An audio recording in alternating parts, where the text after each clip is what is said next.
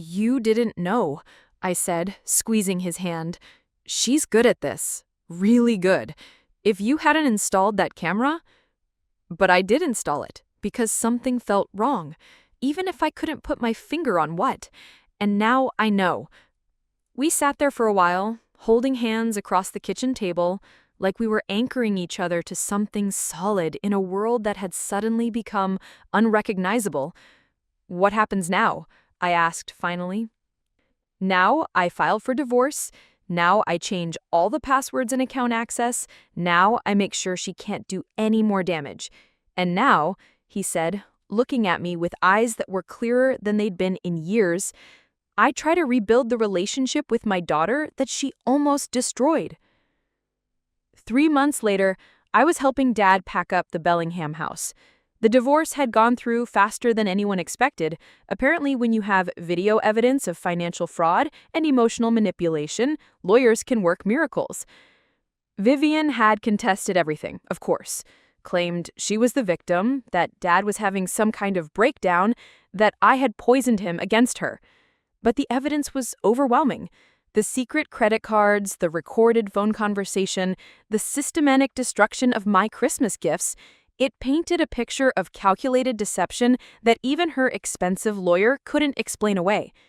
Dad had sold the house and bought a smaller place in Tacoma, just 20 minutes from my apartment. He said he was tired of pretending to be impressed by square footage and marble countertops. He wanted a home that felt like home. You know what's funny? He said as we wrapped the last of his books in newspaper. I actually feel relieved, like I can breathe again. Even with everything that's happened? Especially because of everything that's happened. I was so focused on trying to make her happy that I forgot what it felt like to just be myself, to have conversations that didn't feel like tests I might fail. Marcus appeared in the doorway carrying a box of kitchen supplies. Truck's loaded, he announced, ready for the last few boxes. Dad had invited Marcus to help with the move, and watching them work together, easy conversation, shared jokes, genuine warmth, I realized this was what family was supposed to feel like. Not perfect, not performed, but real. Thanks for helping, Dad said to Marcus as we loaded the final boxes. I know you barely know me, but... Are you kidding? Cassidy's family is my family. Besides, anyone who can survive what you've been through and still come out fighting for what matters is okay in my book. Dad smiled. The first completely genuine smile I'd seen from him in years. As we drove away from the house in Bellingham, I looked back one last time at the perfect lawn and the straight Christmas lights and the windows that never quite felt like home. I thought about Vivian, who was probably in some lawyer's office right now, trying to figure out how to spin this disaster into someone else's fault. But mostly, I thought about the video of her burning my Christmas presents, not because of the money or the waste, but because of what it revealed about who she really was. Someone who could smile to your face while planning your emotional destruction. Someone who could fake love and generosity while secretly despising you. Someone who almost succeeded in taking away the most important relationship in my life. My phone buzzed with a text from an unknown number. This isn't over. You think you've won, but you don't know what you've done. He'll figure out who really cares about him. I showed it to Marcus, who was driving Dad's truck while I rode in the passenger seat. Vivian? He asked. Has to be. You going to respond? I thought about it for a moment, then deleted the message without replying. No, I said. It really is over. She just doesn't know it yet. And you know what? It was over. Dad and I had our family dinners every Sunday now, sometimes with Marcus, sometimes just the two of us. We talked about real things. Work, relationships, books, movies, anything and everything. No performance required. Sometimes Dad would apologize again for letting things get so bad, for almost losing me to someone else's manipulation, but I'd tell him the same thing every time. We found our way back to each other. That's what matters. The hidden camera that was supposed to help Vivian get away with financial fraud ended up exposing everything she'd been doing. Dad's paranoia saved us both. Did I go too far? Not far enough? Let me know in the comments. And if you're new here, hit subscribe. I remember the first time I'd seen it, about a month after Dad moved in, but before he and Vivian were officially together. He'd given me the tour, like he was proud of it, and I'd made all the right noises. The marble countertops, the hardwood floors, the master suite with its own fireplace. It was undeniably gorgeous. It was also nothing like home. "Where are Mom's paintings?" I'd asked, noticing the walls were bare except for some generic landscape prints. "In storage," Dad had said quickly, "just temporarily, until I figure out where they look best." They never made it out of storage. By the time Dad and Vivian got married, those walls were covered with abstract art that Vivian had chosen, expensive pieces that looked like they belonged in a gallery, not a home. When I'd asked about Mom's paintings again, Vivian had gently suggested that maybe it was time for Dad to move forward and not live in the past. She'd said it kindly, with her hand on his arm and concern in her voice, but I'd felt it like a slap. That should have been my first real warning sign, but I was young and wanted Dad to be happy. And he did seem happy, in a way, lighter, like he'd been carrying something heavy for a long time and had finally been able to set it down.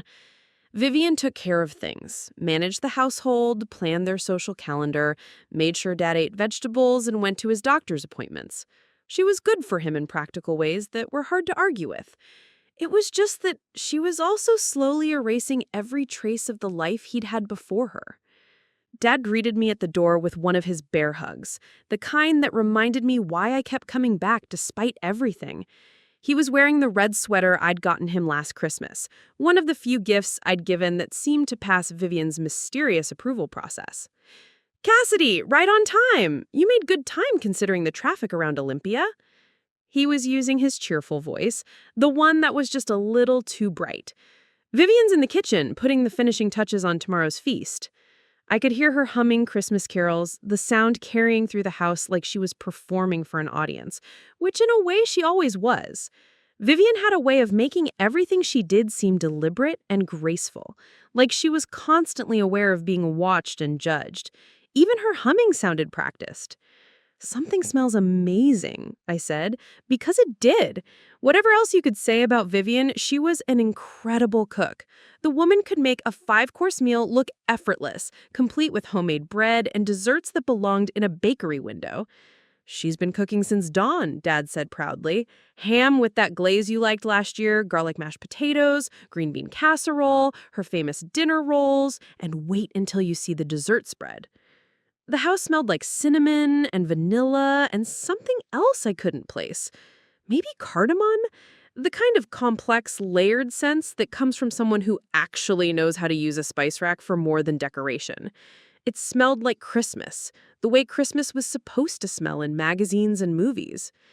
"Let me help you with your bags," Dad said, reaching for my overnight case and the shopping bag full of wrapped presents. "I've got it," I said automatically, then caught myself. This was another one of those small landmines that dotted conversations in this house. If I let Dad help, Vivian might make a comment about me being helpless or taking advantage. If I insisted on doing it myself, she might interpret it as me thinking Dad was too old or weak to help his own daughter. There was no winning move, so I just had to pick which way I preferred to lose. I followed Dad through the foyer, past the formal living room that no one actually used, toward the back of the house, where the kitchen opened into the family room. This is where they actually lived, where Dad watched his baseball games, and Vivian did her crossword puzzles and pretended to be a normal couple instead of two people performing happiness for each other's benefit. The Christmas tree dominated one corner of the family room, and I had to admit it was spectacular. 8 feet tall, perfectly shaped, decorated in coordinated gold and burgundy ornaments that probably cost more than most people's Christmas budget. Underneath were precisely arranged presents, wrapped in matching paper with elaborate bows that looked like they'd been done by a professional. Everything about it was beautiful and perfect, and somehow cold. It reminded me of the Christmas displays in department store windows. Gorgeous to look at, but ultimately more about selling an image than celebrating anything real. "Cassidy!" Vivian appeared in the kitchen doorway, wiping her hands on a dish towel. She was wearing a cream-colored cashmere sweater and perfectly pressed dark jeans, the kind of effortless elegance that actually required a lot of effort. Her blonde hair was pulled back in a low ponytail that managed to look both casual and sophisticated. Her makeup was subtle, but flawless. At 52, she was one of those women who somehow looked better than most people did at 30. She came over and gave me one of her careful hugs, the kind where she made sure not to actually touch me with anything except her hands on my shoulders, like she was afraid I might wrinkle her sweater or transfer some essence of middle-class ordinariness onto her perfect outfit. "How was the drive? Not too much traffic? I hope you look tired. Have you been sleeping enough? You know stress shows up first in your complexion." This was classic Vivian, expressing concern while simultaneously pointing out a flaw. Yes, I probably did look tired. I'd been pulling long hours at the marketing firm where I worked, trying to finish projects before the holiday break. But pointing it out wasn't helpful, especially not in that tone that suggested my tiredness was somehow a personal failing. "Just the usual end-of-year crunch," I said. "Things should slow down after New Year's." "Well, you're here now, and that's what matters," Dad said quickly, jumping in before Vivian could make another observation about my appearance or life choices. "Why don't you get settled in your room? Dinner's not for another hour." My room. It had been the guest room since the day Dad moved into this house, but he still called it my room, like I had ever actually lived here. It was nice enough. Queen bed with a fluffy white comforter, matching nightstands, prints of local landscapes on the walls. Generic and inoffensive and completely impersonal. The kind of room you'd find in a mid-range hotel, designed to be pleasant enough for anyone and meaningful to no one. I dropped my bags and sat on the edge of the bed, looking out the window at the view of the bay. You really could see the San Juan Islands on a clear day like this, their dark shapes rising out of the water like sleeping giants. It was beautiful. I just wish it felt like home. My phone buzzed with the text from Marcus. "How's it going? Surviving the family fun?" I typed back. "Just arrived. Vivian's already critiqued my complexion, so we're off to a great start. Want me to call with a fake emergency so you can escape early?" The offer was tempting, but I'd made it this far. I can handle 24 hours. Besides, Dad would be disappointed. "You're a better person than me. Love you." "Love you too." I put the phone aside and started unpacking, hanging up the dress I'd brought for Christmas dinner and laying out my pajamas. Through the walls, I could hear the sounds of dinner preparation. Cabinet doors opening and closing, the clatter of dishes, Vivian's voice giving instructions about setting the table. They moved around each other with the practiced efficiency of people who'd been doing this for years, and for a moment I felt like an intruder in their perfectly choreographed domestic scene. When I came back downstairs, the dining room table was set with Vivian's good china, the kind with gold trim that you're not supposed to put in the dishwasher. There were cloth napkins folded into perfect triangles, water glasses and wine glasses at each place setting, and a centerpiece of pine boughs and gold candles that looked like something from a home decorating magazine. "This is beautiful," I said, because it was. "Thank you, sweetheart." Vivian smiled the way she did when she received a compliment. Pleased, but not surprised, like beautiful table settings were just something that naturally occurred in her presence. "I thought we'd do something a little special since it's Christmas Eve." Dinner was predictably delicious. Vivian had made some kind of herb-crusted salmon with roasted vegetables and a salad with pomegranate seeds and candied walnuts. Dad opened a bottle of wine that probably cost more than I spent on groceries in a week. And for a while, we actually managed to have a pleasant conversation about safe topics: the weather, local news, Dad's golf game. But I could feel the undercurrents, the way I always did in this house. The careful way Vivian phrased her questions about my job, like she was probing for signs of financial instability. The way she mentioned their recent vacation to Napa Valley, not to brag exactly, but to establish the lifestyle they were maintaining. The way Dad seemed slightly tense, like he was waiting for something to go wrong. "So," Vivian said, as she served dessert, some kind of chocolate tart that looked like it belonged in a French patisserie. "Are you still seeing that doctor, Matthew?" "Marcus," I corrected. "And yes, we're still together." "That's wonderful. It must be nice to date someone with such a stable career, although I imagine the hours are challenging." There it was, the subtle dig wrapped in concern, the implication that my own career wasn't stable, that I should be grateful to have caught someone with better prospects. He loves what he does. That makes the hours worth it. Of course, though I suppose at your age you're probably thinking about settling down, getting married, maybe starting a family. Dad shifted uncomfortably in his seat. This was dangerous territory. Vivian's not-so-subtle campaign to get me married off and presumably out of their lives for good. "We're happy where we are right now," I said carefully.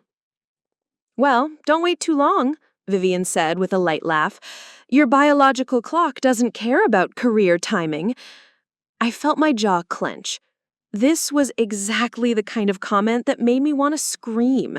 The assumption that my worth was tied to my reproductive timeline. The implication that I was somehow failing at life by not being married with children at 32. "More wine?" Dad asked quickly, reaching for the bottle. The rest of dinner passed without major incident, though I could feel Vivian's eyes on me, cataloging my reactions, storing them away for future use. She had a talent for finding people's sensitive spots and then pressing on them just enough to cause discomfort without crossing the line into outright cruelty. After dinner, we moved to the family room to watch Christmas movies, a tradition that Dad had started when I was little and that somehow survived the transition to this new house and new family. We watched It's a Wonderful Life, which had been Mom's favorite, though no one mentioned that connection. Vivian made hot chocolate with real whipped cream and cinnamon, and for a while it almost felt normal. But I kept thinking about Mom's Christmas traditions, how she used to let me open one present on Christmas Eve, how she'd make cinnamon rolls from scratch for Christmas morning breakfast, how she'd always burn the edges slightly because she'd get distracted talking to whoever was helping in the kitchen, how the house used to feel warm and lived in instead of like a display model. "I think I'll head to bed," I said around 10 o'clock. "Long day tomorrow." "Of course, sweetheart," Dad said, getting up to hug me goodnight. "Sleep well." "Don't forget," Vivian called as I headed toward the stairs. "Christmas morning is at 8 sharp. Don't want the presents getting impatient." She laughed at her own joke, and Dad chuckled along, and I managed a smile and a good night before escaping upstairs. In the guest room, I changed into my pajamas and brushed my teeth, trying to shake off the feeling of being slightly off balance that always came with visits to this house. It wasn't that anything terrible had happened. Dinner had been fine, conversation had been civil. Everyone had been polite. But politeness wasn't the same as warmth, and civility wasn't the same as love. I lay in bed looking out at the bay, watching the lights from the ferry as it made its way across the dark water toward the islands. Tomorrow would be Christmas morning with presents and breakfast and more careful conversations. Then I'd pack up my things and drive back to Tacoma, back to my apartment and my life and Marcus, who never made me feel like I had to earn my place at his table. Just 24 more hours, I told myself. I could handle 24 more hours. What I didn't know was that those 24 hours would change everything I thought I knew about my family. What I didn't know was that Dad had been watching, had been seeing things I'd been too polite to acknowledge. What I didn't know was that Christmas morning would finally reveal the truth about who Vivian really was. And what I definitely didn't know was that Dad had installed a camera in the living room. I woke up to the sound of voices downstairs and the smell of cinnamon rolls baking. For a moment, lying there in the unfamiliar bed with winter sunlight streaming through the guest room windows, I felt a flicker of something that might have been Christmas morning magic, the kind I remembered from childhood, when Christmas was still pure anticipation and joy, instead of a diplomatic mission requiring careful navigation of emotional landmines. My phone showed 7:23 a.m. Vivian had said 8 sharp, but clearly she was already up and moving. I could hear her voice drifting up from the kitchen, bright and cheerful, talking to Dad about something involving oven temperatures and timing. She sounded genuinely happy, which was rare enough that it made me pause. Maybe today would be different. Maybe Christmas morning would bring out the better angels of our complicated family dynamic. I pulled on jeans and a red sweater, festive but not trying too hard, and made my way downstairs. The house smelled incredible, like a bakery had exploded in the best way possible. Cinnamon and vanilla and butter. The kind of smells that should be bottled and sold as Christmas morning perfume. Dad was at the kitchen table reading the newspaper and drinking coffee from his favorite mug, a ceramic one with a faded Seattle Mariners logo that had somehow survived the transition from his house to this palace of interior design perfection. He looked up when I walked in, and his face lit up with the kind of genuine smile that reminded me why I kept making this drive every year. "Merry Christmas, sweetheart!" He stood up to hug me goodnight, and I breathed in the familiar scent of his aftershave mixed with coffee. "Did you sleep okay? I know that bed's a little firm." "Slept great," I lied. I had actually spent the most of the night staring at the ceiling, my mind cycling through old conversations and half-remembered slights, trying to figure out why I always felt so anxious in this house. It wasn't that anything terrible had happened. Dinner had been fine. Conversation had been civil. Everyone had been polite. But politeness wasn't the same as warmth, and civility wasn't the same as love. "Coffee?" Dad asked, already reaching for the pot. "Please." I accepted the mug gratefully, wrapping my hands around the warm ceramic. The coffee was perfect too, of course, probably some expensive blend that Vivian had special ordered from a boutique roaster. "So," Vivian said, plating the cinnamon rolls with the kind of artistic precision that made them look like they belonged in a food magazine, "I thought we'd have breakfast first, then move to the living room for presents. I know some families do presents first, but I think it's nice to fuel up before all the excitement." She said some families, like they were doing Christmas wrong, like our way was obviously superior. This was classic Vivian, taking a perfectly reasonable preference and turning it into a subtle judgment of anyone who might do things differently. "Sounds perfect," I said, because what else was I going to say? That I'd grown up doing presents first and it had never occurred to me that there was a right or wrong way to do Christmas morning? That some of my happiest childhood memories involved sitting on the living room floor in my pajamas, ripping through wrapping paper while Mom made breakfast in the background? Breakfast was, predictably, delicious. The cinnamon rolls were warm and gooey and perfectly spiced, served alongside fresh berries and bacon that was somehow both crispy and not burned. Vivian had even made fresh orange juice, the kind that required actually squeezing oranges instead of opening a carton. We made small talk while we ate. The weather, which was unusually clear for December in the Pacific Northwest, the plans for dinner later, Dad's golf game being interrupted by the winter season. Safe topics that didn't require anyone to reveal anything real about themselves. "Well," Vivian said, checking her watch with theatrical precision, "I think it's time for the main event. Who's ready for presents?"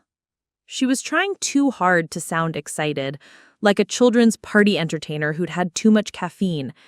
It felt forced in a way that made me uncomfortable, though I couldn't put my finger on why. We moved to the living room, where the Christmas tree looked even more spectacular in the morning light. The presents underneath were arranged with museum-quality precision, all wrapped in coordinating paper, bows fluffed to identical perfection, gift tags written in Vivian's careful calligraphy. "Cassidy, why don't you go first?" Vivian suggested, settling into her favorite armchair like a queen taking her throne. "I think there's something special with your name on it." Dad was standing by the mantelpiece, and I'd noticed he seemed tense. Not excited tense, but anxious tense. His hands were shoved deep in his pockets, and he kept shifting his weight from foot to foot like he was trying to decide whether to sit or run. I found the present with my name on it, a medium-sized box wrapped in silver paper with an elaborate burgundy bow. The tag read, "To Cassidy with love from Dad and Vivian," in Vivian's perfect handwriting. "This is beautiful wrapping," I said, because it was, and because compliments about her presentation skills were always safe with Vivian. "Thank you, dear. I do try to make things special." I carefully untied the ribbon, trying to preserve the bow out of some misguided sense that destroying something so perfect would be rude. Inside was a jewelry box, and inside that was a necklace, a delicate gold chain with a small pendant that looked like it cost more than I made in a month. "It's beautiful," I said, lifting it from the box. And it was beautiful, in the same way everything in this house was beautiful, expensive and tasteful and completely impersonal. But the thing is, it wasn't me at all. I preferred silver to gold, simple designs to ornate ones, pieces with meaning over pieces with price tags. But saying that would be ungrateful, so I smiled and put it on and told them how much I loved it. "Dad's turn," I said, retrieving his presents from under the tree. I'd gotten him 2 things, the biography I had mentioned, and a bottle of Macallan 18, which had required me to eat ramen for 2 weeks, but was worth it to see his face light up. "Cassidy, you didn't need to spend this much," he said, turning the bottle over in his hands like he couldn't quite believe it was real. "Special occasions call for special whiskey. Besides, you only turned 63 once." His birthday had been in November, but we'd celebrated with dinner at a restaurant where Vivian spent the entire meal explaining the wine pairings to a waiter who clearly already knew more about wine than she did. This felt more personal, more real. "And this," he said, holding up the biography, "is perfect. I've been wanting to read this for months but keep forgetting to buy it." "I know. You mentioned it last time we talked." Something shifted in his expression then, a warmth that felt genuine in a way that so little did in this house. For a moment, it was just me and Dad, the way it used to be when I was little and would save up my allowance to buy him Father's Day presents that he'd act like were the most precious things in the world. "My turn," Vivian announced, breaking the moment. She handed me a present to give her, one of the ones I'd brought from Tacoma. The coffee table book about Pacific Northwest gardens, which suddenly felt pathetic compared to the gold necklace she'd given me. But she opened it with apparent delight, flipping through the pages and making appreciative comments about the photography and the plant selections. Maybe I'd chosen better than I thought. Maybe I was overthinking things, the way I always did in this house. "This is lovely, Cassidy. Thank you so much. I'll put it right here on the coffee table where everyone can see it." She set it down with a flourish, then reached under the tree for another present. "Now, I have something special for your father." Dad looked surprised.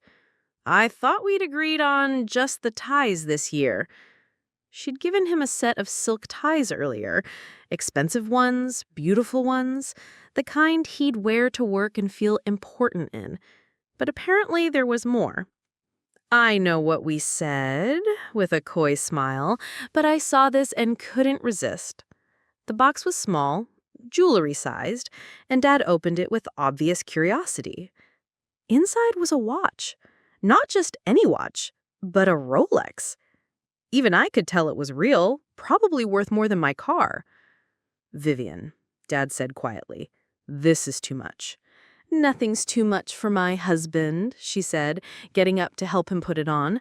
"Besides, you deserve nice things. We both do." There was something in the way she said it that made me pay attention, an emphasis on deserve that felt loaded, like she was making a point about something. And the way she kept glancing at me while she fastened the watch around Dad's wrist, like she wanted to make sure I was watching, that I understood something. "It's beautiful," I said, because it was, and because the silence was getting awkward. "Isn't it?" Vivian beamed. "I've been saving up for months. I wanted to surprise him with something really special." Saving up. Right. From what I knew about their finances, Vivian didn't need to save up for anything. Dad had done well in his contracting business before he retired, and Vivian's real estate career had been lucrative even before she married him. But maybe she was trying to make a point about being financially responsible or something. "Speaking of surprises," Vivian continued, settling back into her chair with the satisfied air of someone who'd played a winning card, "I have something to tell you both." Dad looked at her sharply, like this wasn't part of the plan. "Vivian, maybe we should "Oh, it's fine," she waved him off. "It's Christmas. What better time for good news?" I felt something cold settle in my stomach. In my experience, when Vivian announced good news, it usually meant something that was good for her and complicated for everyone else. "I've been offered a position," she said, practically glowing with self-satisfaction. "Senior partner at Bellingham Bay Realty. It's a huge opportunity, my own team, bigger commissions, basically running the luxury home division." "That's wonderful," I said automatically, though I was trying to figure out why this announcement was making Dad look like he'd swallowed something unpleasant. "The thing is," Vivian continued, settling back into her chair with the satisfied air of someone who just played a winning card, "I have some changes. Longer hours, more travel, bigger investments in marketing and client entertainment. But the potential income increase is substantial." Dad was staring at his coffee cup like it held the secrets of the universe. "Vivian, we talked about this." "I know what we talked about," she said, her voice sharpening just slightly. "But this is a once-in-a-lifetime opportunity. And frankly, we could use the extra income." Could use the extra income? I looked around the perfectly appointed living room, thought about the Rolex on Dad's wrist and the designer dress Vivian was wearing, and the bottle of wine from last night that probably cost more than most people spent on groceries in a week. What exactly did they need extra income for? "I just think," Dad said carefully, "that we should discuss major career decisions privately before making announcements." "It's not an announcement, it's sharing good news with family." "Unless you don't think my career advancement is worth celebrating." And there it was, the trap. Dad couldn't say he wasn't happy about her success without looking like an unsupportive husband, but clearly there was more to the story than Vivian was sharing. "Of course I'm proud of you," Dad said quietly. "I just wish we'd talked about the timing." "The timing is perfect," she said firmly. "We're young, we're healthy, we should be building our future while we can. Not everyone has the luxury of coasting on past success." Past success. Was that a dig at Dad's retirement? At the fact that he'd sold his business and was now living comfortably off the proceeds instead of grinding out 60-hour weeks? Anyway, Vivian continued brightly, as if the previous exchange hadn't happened, enough about boring work stuff. Cassidy, there are more presents with your name on them. She was right. There were several more boxes under the tree with my name on them, which was weird because usually we each got one main gift and maybe a couple of small things. This year, it looked like Vivian had gone overboard. "You really didn't need to do all this," I said, reaching for the next present. "Oh, but I wanted to," Vivian replied, and something in her tone made me look up. She was watching me with an expression I couldn't quite read. Anticipation, maybe, but not the good kind. More like the way you'd watch someone about to walk into a surprise party, except the surprise wasn't going to be pleasant.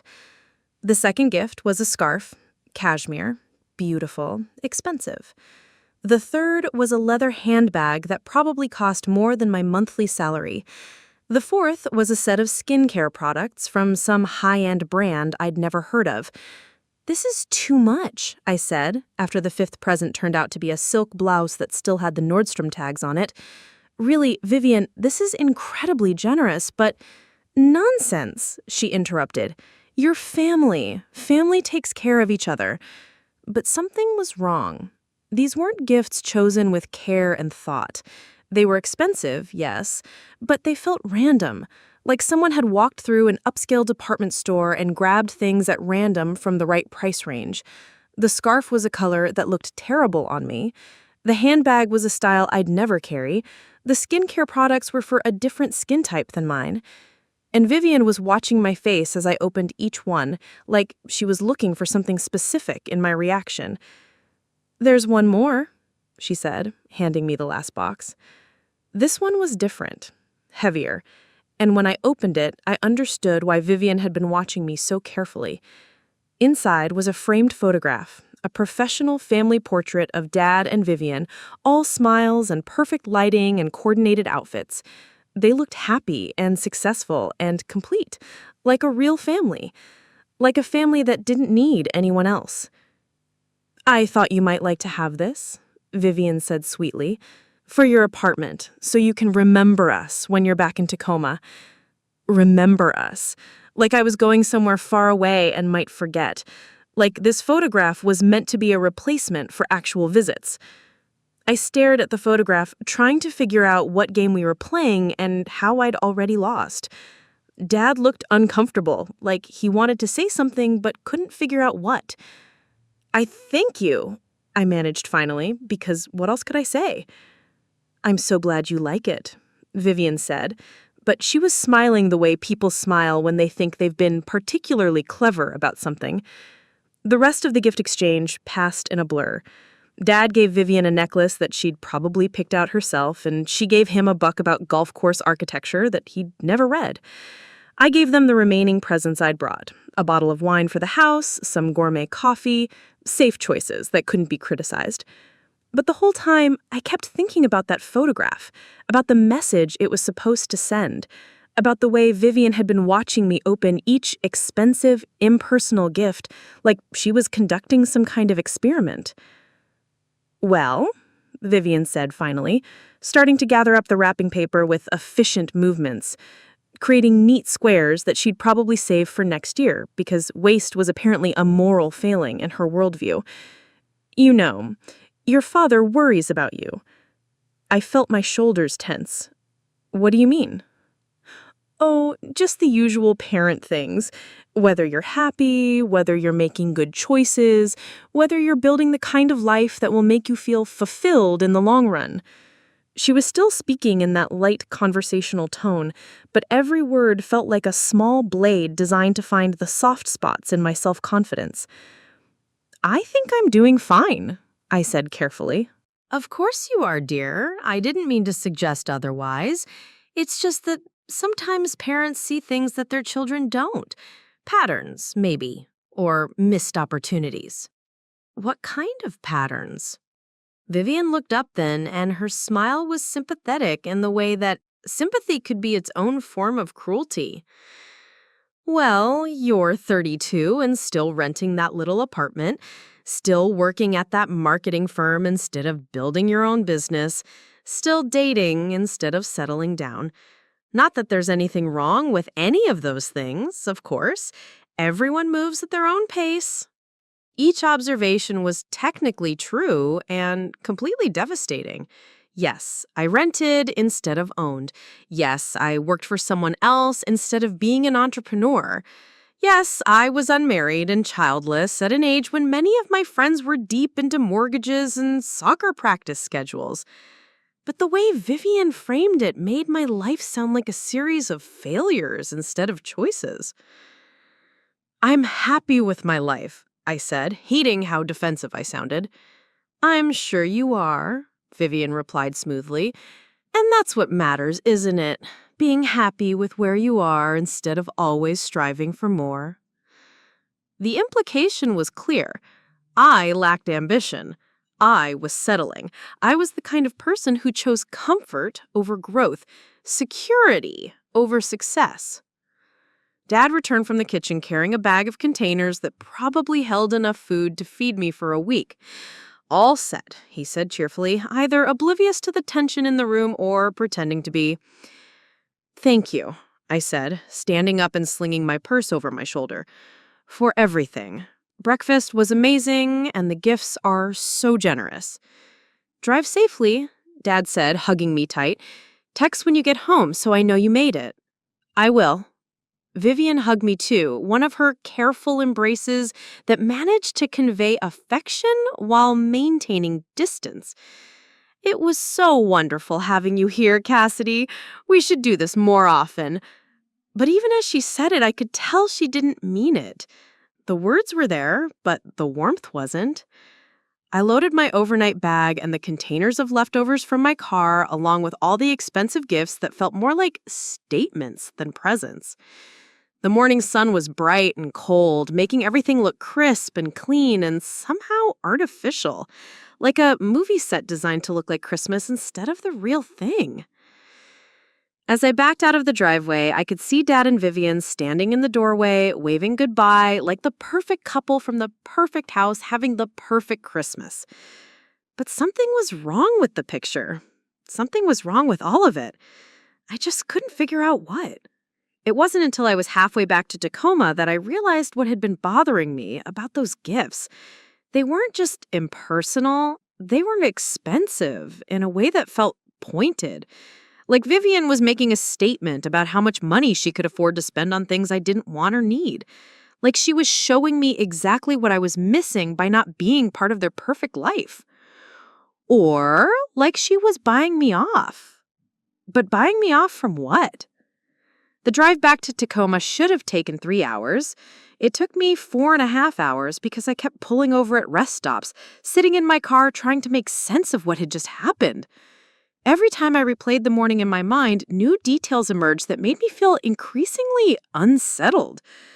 The way Vivian had watched me open those gifts like she was conducting some kind of psychological experiment. The family photo that felt less like a keepsake and more like a dismissal. The expensive presents that seemed designed to highlight everything I couldn't afford rather than things I'd actually want. And that conversation about my life choices? Each observation delivered with surgical precision to hit exactly where it would hurt most. By the time I finally pulled into my apartment complex in Tacoma, the winter sun was already setting, painting the sky in shades of orange and pink that should have been beautiful, but somehow felt melancholy instead. I sat in my car for a few more minutes looking up at my building, a modest complex built in the 1980s with decent bones but no architectural ambitions.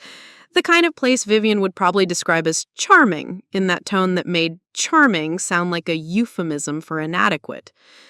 My apartment was on the 3rd floor, a 1-bedroom with hardwood floors and a view of the courtyard. It wasn't much, but it was mine. The walls were covered with photographs and artwork I'd collected over the years. Not expensive pieces, but things that meant something to me. Pictures of friends, trips I'd taken, concerts I'd attended. The kind of messy, lived-in warmth that Vivian's perfectly curated house completely lacked. I dumped the bags of expensive gifts on my couch and started putting away the leftover food Dad had packed. Ham and cinnamon rolls, and enough side dishes to last a week. As I opened each container, I caught whiffs of Christmas morning. Cinnamon and vanilla, and something else that might have been cardamom. It should have been comforting, but instead it made me feel sad in a way I couldn't quite name. My phone buzzed with a text from Marcus. How did Christmas morning go? Surviving the family drama? I stared at the message for a long time, trying to figure out how to answer. How do you explain that nothing terrible had happened, but everything had felt wrong? That you'd been given hundreds of dollars worth of presents, but somehow felt more excluded than ever. It was weird, I typed back. I'll tell you about it when you get home. Weird how? Bad weird or just normal family weird? I'm not sure yet. Maybe both. Want me to bring pizza? I get off at midnight. That sounds perfect. Marcus had his own key, a development that had happened gradually over the 8 months we'd been dating. He was a resident at Tacoma General, specializing in emergency medicine, which meant his schedule was brutal, but also meant he understood exhaustion and stress in ways that felt compatible with my own life. He was kind and funny and refreshingly uncomplicated, the kind of person who said what he meant and meant what he said. The opposite of everyone in my father's house, basically. I spent the evening trying to distract myself with Netflix and a book I'd been meaning to finish, but I kept finding myself staring at the pile of gifts on my couch. The scarf in the wrong color, the handbag I'd never carry, the skincare products for someone with completely different skin than mine. They looked expensive and beautiful and completely foreign, like artifacts from someone else's life. Around 11:30, I heard Marcus's key in the lock. He came in carrying a pizza box and looking tired but cheerful, his dark hair still slightly damp from the shower he'd clearly taken before leaving the hospital. Rough day? I asked, getting up to hug him. 3 car accidents, 2 heart attacks, And a guy who decided to test whether he was allergic to shellfish by eating a lobster roll, he said, kissing the top of my head. So, basically Tuesday. How was Christmas with the family? I gestured toward the couch. See for yourself. Marcus set down the pizza and walked over to examine the pile of gifts, picking up the handbag and turning it over in his hands like he was studying a particularly interesting specimen. This is nice, he said carefully. Expensive. Very expensive. All of it. He picked up the framed family photos studying Dad and Vivian's perfect smiles. And this? A gift for my apartment so I can remember them when I'm back in Tacoma. Marcus raised an eyebrow. That's, pointed, right? The whole morning felt like some kind of performance art piece about family dynamics. Or maybe a very elaborate way of telling me I don't belong. We sat on the floor with the pizza box between us, and I told him about the morning, the excessive gifts, Vivian's comments about my life choices, the way she'd watched my reactions like she was collecting data. Marcus listened without interrupting, occasionally nodding or making small sounds of understanding. So, what do you think? I asked when I'd finished. Am I overthinking this, or was that as weird as it felt? Marcus was quiet for a moment, chewing thoughtfully. He said, finally, I think that your stepmother is really good at psychological warfare. Psychological warfare? Think about it. She gives you expensive gifts you don't want or need. That makes you feel ungrateful for not appreciating them, but also inadequate because you can't afford to reciprocate. She comments on your life choices in a way that sounds concerned, but is actually critical. She gives you a family photo that literally excludes you from the family. Every move is designed to make you feel bad about yourself while maintaining plausible deniability. I stared at him. You got all that from my story? Cass, I work in an ER. I see psychological manipulation all the time, usually in domestic violence cases, but the techniques are the same. Make the victim doubt their own perceptions, establish superiority through subtle put-downs, use gifts or favors to create obligation and guilt. Your stepmother is just more sophisticated about it than most. The relief I felt at having someone else see what I'd been sensing was overwhelming.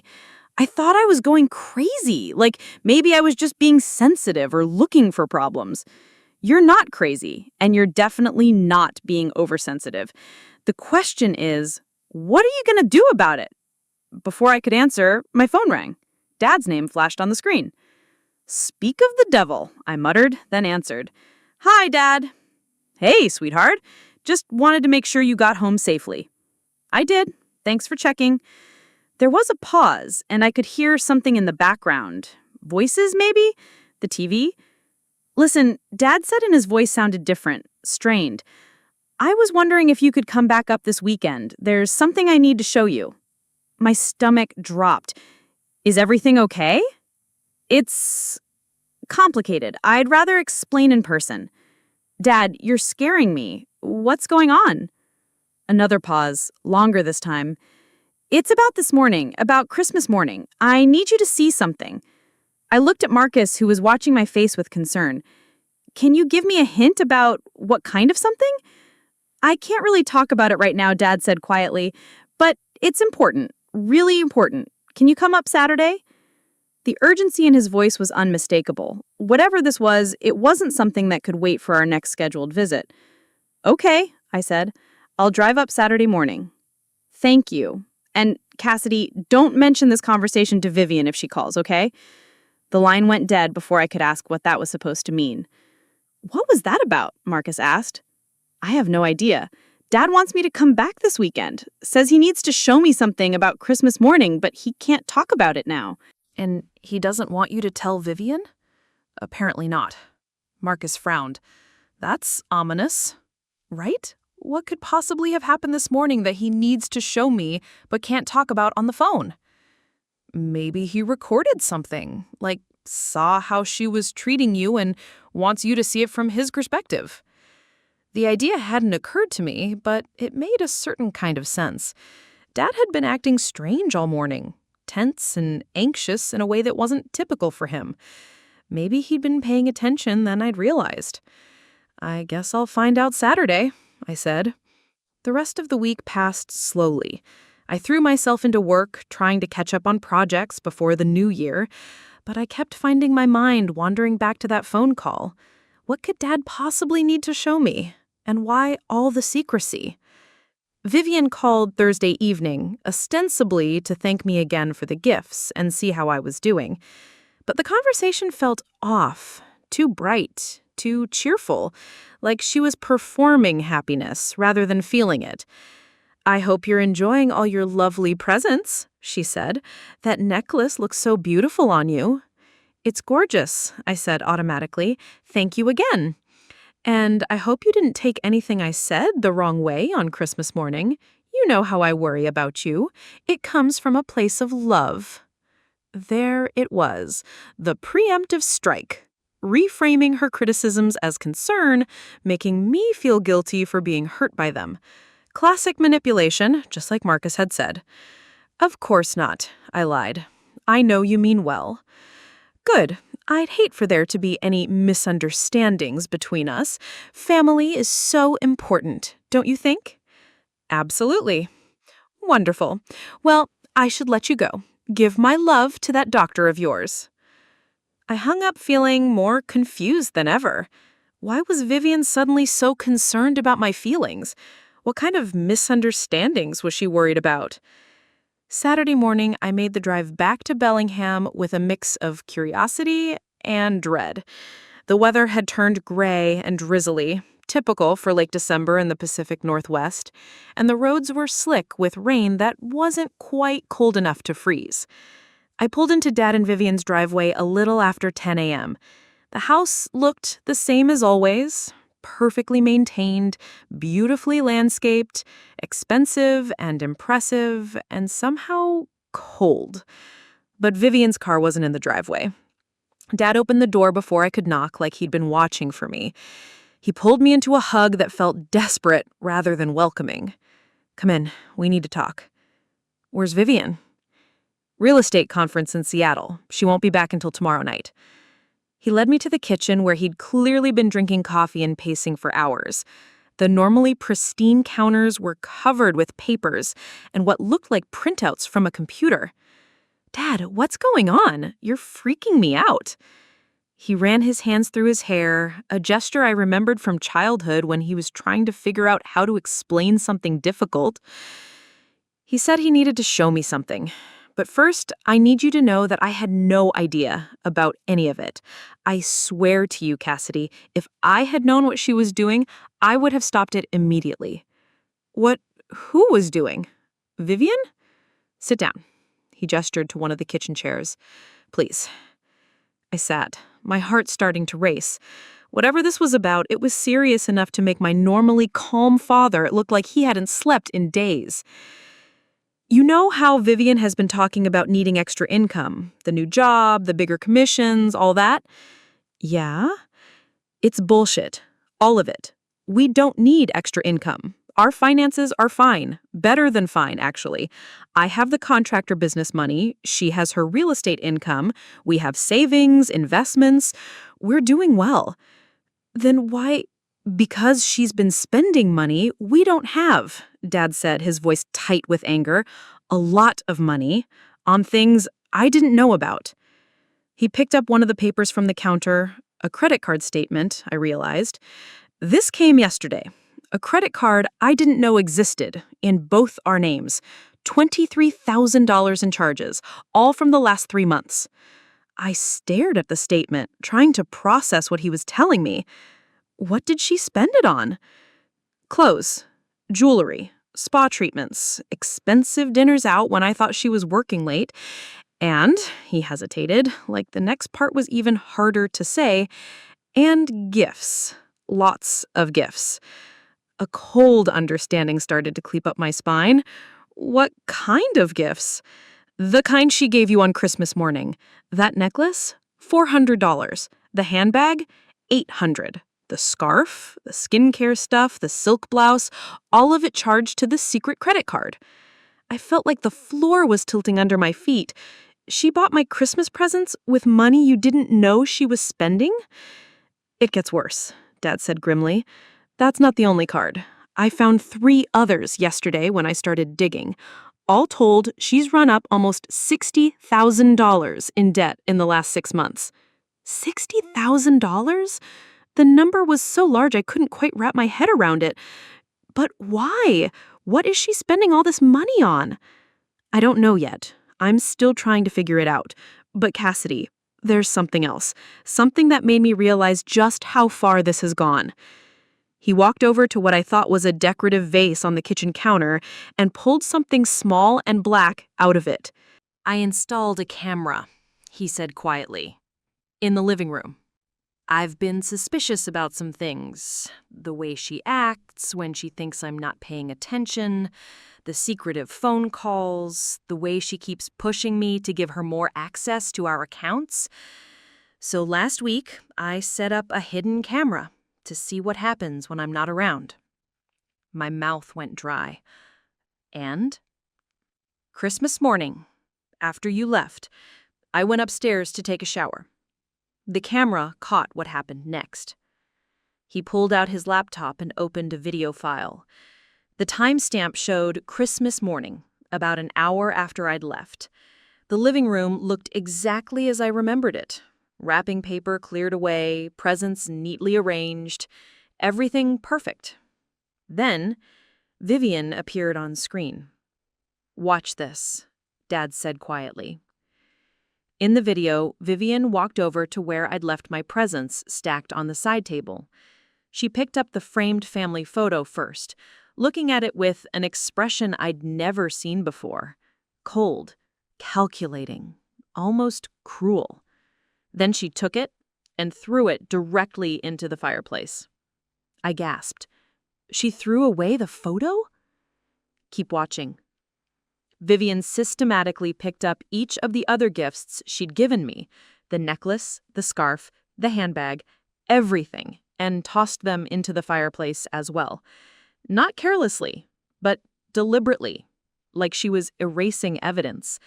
When she was done, she poured lighter fluid over the pile and set it on fire. I watched in horror as hundreds of dollars worth of presents went up in flames. Presents she'd bought with money Dad didn't know she'd spent, then destroyed the moment I was gone. "But why?" I whispered. "Why give me presents just to burn them?" Dad paused the video. "Because they were never meant for you to keep. They were props in some kind of performance, a way to make you feel guilty and inadequate while making herself look generous." The pieces were starting to come together in a way that made me feel sick.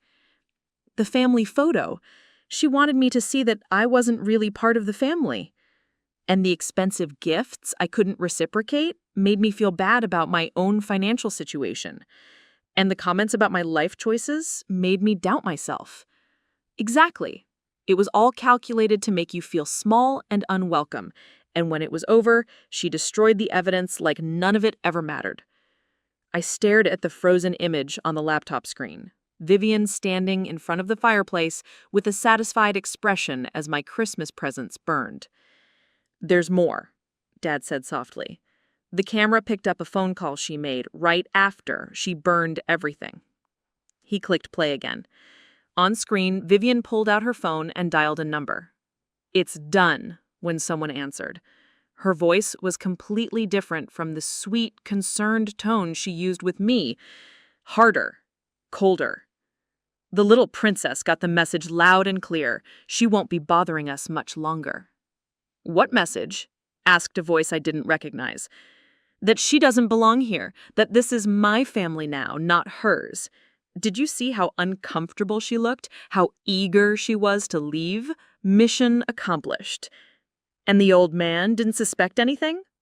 Please, he's so wrapped up in trying to keep everyone happy, he doesn't see what's right in front of him. I could probably rob him blind and he'd find a way to blame himself for not being supportive enough. The video ended. I sat in stunned silence, trying to process what I'd just seen and heard. It wasn't just manipulation, it was a deliberate, calculated campaign to drive me away from my own father so Vivian could have complete control over his life and finances. "Dad," I said, finally, my voice barely above a whisper. "She's been stealing from you." "I know." His voice was hollow.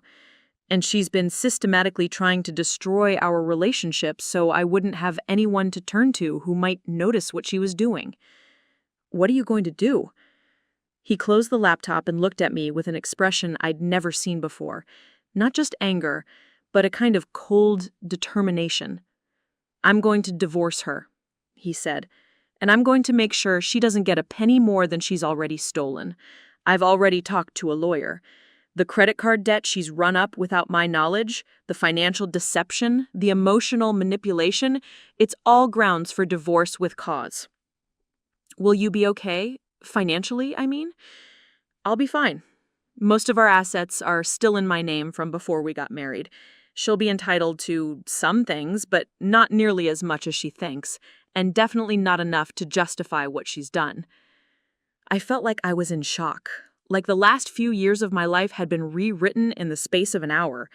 All those awkward visits, all those times I'd felt unwelcome and couldn't figure out why, it hadn't been my imagination. It had been a deliberate campaign of psychological warfare designed to isolate my father from anyone who might protect him. "I'm so sorry," Dad said, reaching across the table to take my hand. "I'm sorry I didn't see it sooner.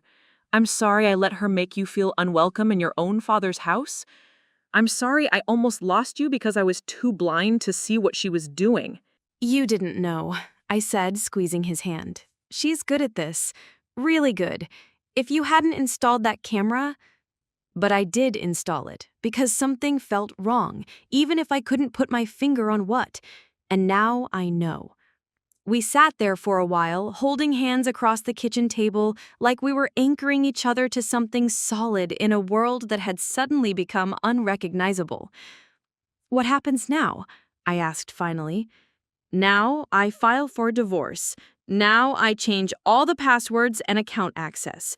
Now I make sure she can't do any more damage. And now," he said, looking at me with eyes that were clearer than they'd been in years, "I try to rebuild the relationship with my daughter that she almost destroyed." 3 months later, I was helping Dad pack up the Bellingham house. The divorce had gone through faster than anyone expected. Apparently, when you have video evidence of financial fraud and emotional manipulation, lawyers can work miracles. Vivian had contested everything, of course, claimed she was the victim, that Dad was having some kind of breakdown, that I had poisoned him against her. But the evidence was overwhelming. The secret credit cards, the recorded phone conversation, the systematic destruction of my Christmas gifts, it painted a picture of calculated deception that even her expensive lawyer couldn't explain away. Dad had sold the house and bought a smaller place in Tacoma, just 20 minutes from my apartment. He said he was tired of pretending to be impressed by square footage and marble countertops. He wanted a home that felt like home. "You know what's funny?" he said as we wrapped the last of his books in newspaper. "I actually feel relieved, like I can breathe again. Even with everything that's happened? Especially because of everything that's happened. I was so focused on trying to make her happy that I forgot what it felt like to just be myself, to have conversations that didn't feel like tests I might fail." Marcus appeared in the doorway carrying a box of kitchen supplies. "Truck's loaded, ready for the last few boxes." Dad had invited Marcus to help with the move, and watching them work together, easy conversation, shared jokes, genuine warmth, I realized this was what family was supposed to feel like. Not perfect, not performed, but real. "Thanks for helping, Dad," Dad said to Marcus as we loaded the final boxes. "I know you barely know me, but..." "Are you kidding?" Marcus interrupted. "Cassidy's family is my family. Besides, anyone who can survive what you've been through and still come out fighting for what matters is okay in my book." Dad smiled, the first completely genuine smile I'd seen from him in years. As we drove away from the house in Bellingham, I looked back one last time at the perfect lawn and the straight Christmas lights and the windows that had never quite felt like home. I thought about Vivian, who was probably in some lawyer's office right now trying to figure out how to spin this disaster into someone else's fault. But mostly, I thought about the video of her burning my Christmas presents, not because of the money or the waste, but because of what it revealed about who she really was. Someone who could smile to your face while planning your emotional destruction. Someone who could fake love and generosity while secretly despising you.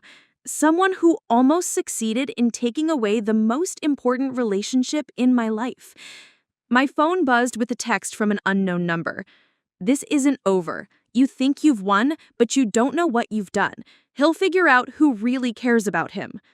I showed the message to Marcus, who was driving Dad's truck while I rode in the passenger seat. "Vivian?" he asked. "Has to be. You going to respond?" I thought about it for a moment, then deleted the message without replying. "No," I said. "It really is over. She just doesn't know it yet." And you know what? It was over. Dad and I had our family dinners every Sunday now, sometimes with Marcus, sometimes just the two of us. We talked about real things: work, relationships, books, movies, anything and everything. No performance required. Sometimes Dad would apologize again for letting things get so bad, for almost losing me to someone else's manipulation. But I'd tell him the same thing every time. We found our way back to each other. That's what matters.